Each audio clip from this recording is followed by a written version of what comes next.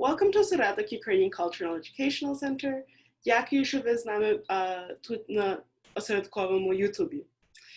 With us today is Troy Ruptash, actor and director, originally from Vegerville, Alberta, and now living in Los Angeles. Troy began working on his film, They Who Surround Us, in Vegerville, and his research led him to Ukraine, where he learned more about his Ukrainian heritage and ancestry. The film, which was set in 1980 Vegerville, follows the story of Roman, who, with his young son, is struggling with the passing of his wife, Kolina. Troy is the writer, director, and star of the film. So, hello, Troy. How are you doing today? Hi, I'm doing well, thanks. Thank you for having me. Yeah, no, thank you for joining us from Vancouver. Yes, I'm in Vancouver in quarantine at the moment because I crossed the border. And so I'm in quarantine for 14 days so that I can be here to complete the film, the sound design, visual effects, and the final dub and mix. Yeah. So can you talk a little bit about what inspired you to make the film They Who Surround Us? Sure. A couple of things. I think, first of all, I was in LA at the time. I was between jobs and, I had worked a lot in episodic television, and I was actually going through a period in my life where I suddenly felt a little lost. And what got me out of that period was as I began to look into my history, and especially my Ukrainian ancestors. And so I took a trip to Vegerville to see my parents. That's where they still live. And it was the beginning of that, discussing with them, stories I had heard about my maternal grandmother and my paternal grandparents, that got me interested in where I came from.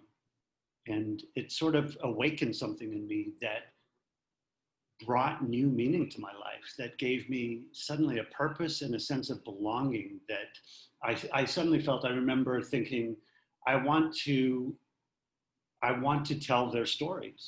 I want to tell my ancestors' stories. And then I started realizing I wanted to tell the Ukrainian story. I mean, I know there are many stories, but specifically the Ukrainians who came to Canada, which both sides of my family did. So that's sort of how it came about. Yeah. And then, so you went on a trip to Ukraine to further research Yes. your ancestry and heritage. And so how did that change your perspective on your own Ukrainian identity, your artistic practice, and then the community back in Vegerville?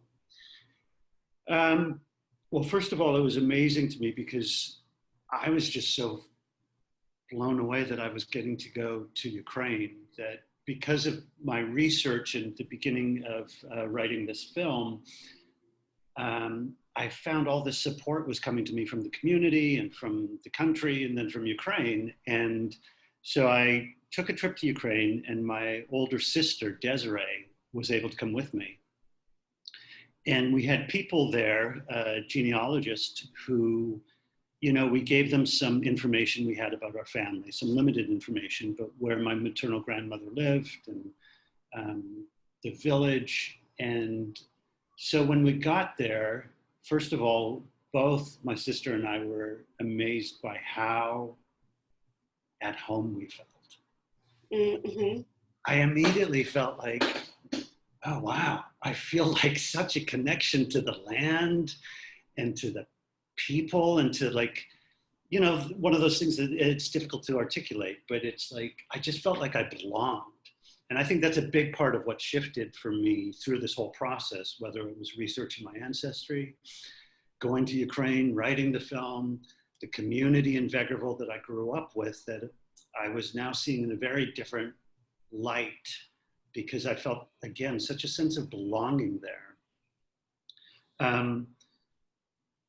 But also I think what it really did was connect me to the struggle that my ancestors went through, and the ones who did not leave Ukraine and the ones who came to Alberta.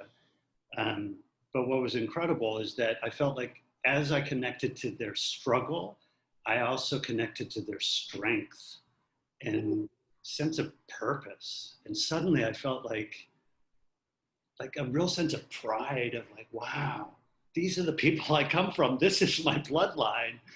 And, you know, it was very moving to get a sense of where my mom and dad come from and, you know, just what we've all been through and all the different stories of people who fled Ukraine, left Ukraine, came to Alberta, came to Canada.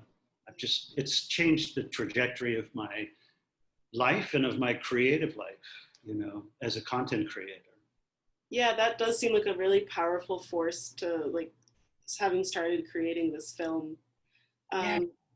Yeah, so like looking through your credits, it seems like this is the first time that you worked on a project that deals with Ukrainian themes. Mm-hmm. And I mean, obviously coming from a powerful place of what you just spoke about, but how has this experience of, you know, dealing with Ukrainian themes compared to other work that you've done? I think it's been a profound difference actually, because, you know, I think we all look for meaning from our work and a sense of purpose. And I've always loved acting, and but I've always known that I've wanted to write and create my own content. And I've wanted to do that for many years, but it wasn't until I think I tapped into my interest about the Ukrainian narrative, the narratives that I wasn't seeing, especially in narrative feature films. You know, obviously documentary is a different story, but yeah, I had been acting for 25, 27 years and never auditioned for a Ukrainian character, never was part of a project that dealt with any sort of Ukrainian narrative. So I thought, I'm going to create one myself. And as soon as I did that, the groundswell of support, I just, you know, that I right away got the sense that, oh, these stories are waiting to be told. And there are people waiting to hear these stories and to see these stories. And so I feel like one of the biggest changes has actually been that it feels less about me. You know, like as an actor, sometimes it's, you know, actors get a bad rap sometimes for being focused on themselves. And there is a degree of that, obviously. But what shifted for me with this work was that I felt like it was more about facilitating something, facilitating the stories of my grandmother, of my grandparents, on both sides of my family, and telling stories that had not been told, and doing my part to begin to represent an underrepresented voice in my industry. So it's been pretty incredible, and I feel like I'm just at the beginning of it. So at this late age, I feel like, wow, I feel like more invigorated than I've ever felt. Yeah, that's amazing because we don't often see Ukrainian characters or Ukrainian language even spoken in film and TV. Right. But this film does have Ukrainian language dialogue. So that makes it very Ukrainian. But also the film is like visually specific to Ukrainian and Ukrainian Canadian experiences. Can you speak a little bit about how you and your creative team achieved that specific Ukrainian look? Yeah, well, there are sort of two prongs to that. I would say definitely costume design and then my art department and production design. And again, I feel like, you know, in a way, the fact that the film is They Who Surround Us, of course, I'm referring to my ancestors and the community, but I feel like the people who have surrounded me in this project have been just incredible. My costume designer, Deidre, she had such an innate sense of, you know, it's a very specific period. It's 1987 Vegerville. And she just schooled me immediately in, like, you know, as we began to discuss Natalia or Kalena and what makes them distinctive from one another in terms of their attire, you know, because so much is told through how someone dresses, you deal with socioeconomic, you deal with like cultural aspects, everything. And her attention to detail, she just knew that world so well. Like she told me, I started sharing some ideas and she right away was like, oh no, the Ukrainian women from Vegerville at that time, this, like, she just like honed in immediately on what made them distinctive. And obviously there's individuality amongst that, but she just knew that world. And then the same thing with my cinematographer. I remember when we went, and we were fortunate enough to film because the film takes place between 1987 Vegerville and then 1943 Ukraine. It goes back and forth. And the scenes that were taking place in Ukraine, we got to film at the Ukrainian Heritage Village outside of Edmonton. And the authenticity that we were able to have because of the buildings we were able to use, and because the lighting in those buildings is so specific, and the color palette in terms of the earth tones and the landscape. And, there's something about, actually, when I went to Ukraine, I had one of the first things I thought was, wow, it reminds me of Alberta a little bit. I feel like I'm kind of in Alberta. So there's this, sort of common denominator, visual common denominator that is really interesting to me. Yeah, so right now, like as you mentioned, the film is still in post-production. Yes. So the film's not out, but we can visit your website and see some of these stills where, yeah, really, like me seeing these things, I had an immediate connection to understanding, oh, I know that's where that is. And that makes me so happy to hear that. Yeah. Yeah, so people can go and look. Could you tell everyone where they can go to find more information?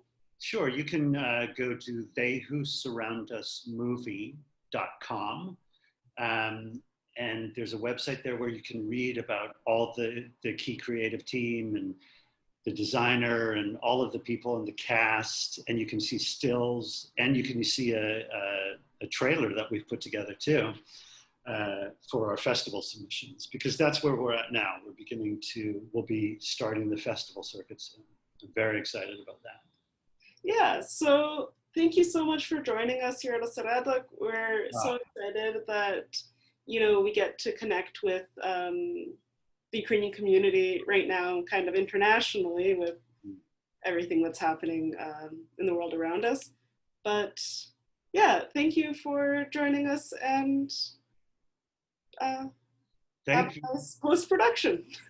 Thank you for this opportunity. Really, I'm so excited to have connected with you and your organization, because it just feels like, it's a wonderful opportunity.